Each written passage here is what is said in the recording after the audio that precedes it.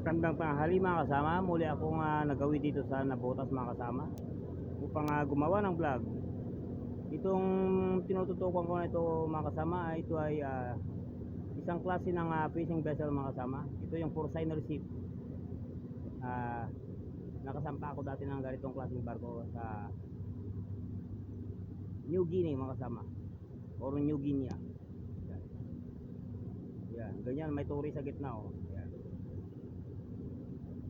Tapos may skip sa baba. Yun ang ibinababa pag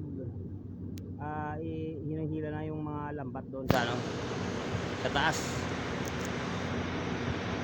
Hindi yung nasa babang maliit hindi, mayroon skip doon sa likod do.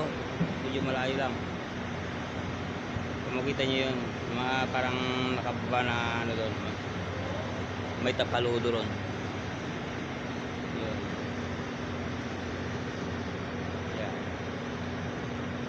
Yun, parang kung medyo malayo parang sasakyan.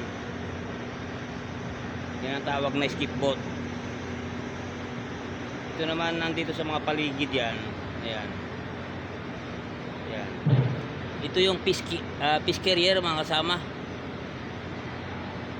Ito yung mga kumukuha ng mga nahuling isda sa laot. Yan, malaking barko na yan. Yan. Yan. Yan. May nakasulat sa taas niya na pangalan niya, Justin Philip. Yan. Yung mahaba tong barko na ito, medyo malaki oh. Haba-haba.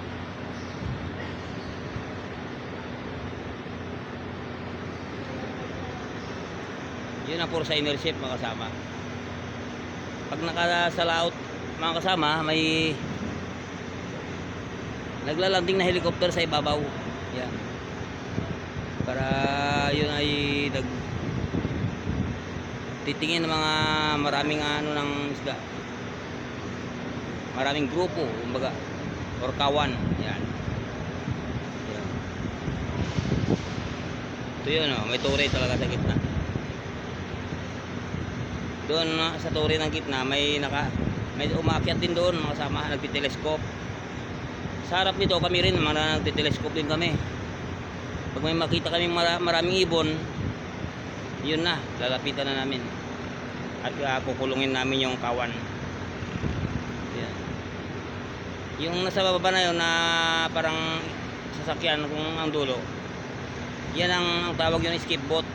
Yun ang hilang lambat doon na mangkulong yung yung kahoy.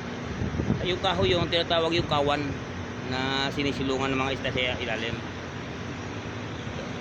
Itong kabila naman,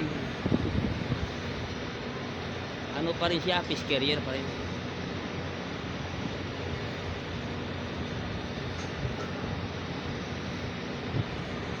Yun ang Forsyner na sa gitna. Yun may turi sa gitna. Yan.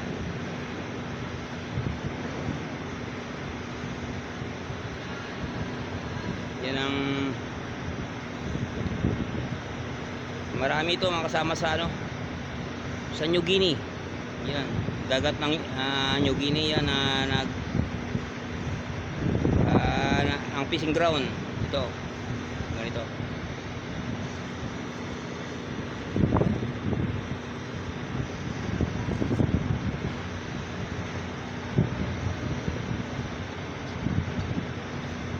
Kaya lang hindi naman hindi barko ng Pilipino yun, mga Taiwan vessel yun sa amin.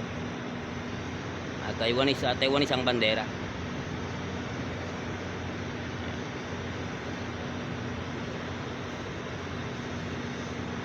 Yun sana nung lumipat na ako ng agency, sasakay sana ako ulit ng Forsyner sa San Diego naman, California, pero sa long line na ako nailalagay sa Guam. Kaya di na ako natuloy doon sa San Diego. Ito, nakasampa ako ng ganitong klaseng barko. Maganda itong barko na ito mga kasama. Forsyner ship. Salamat sa panood at magandang tanghali sa inyong lahat.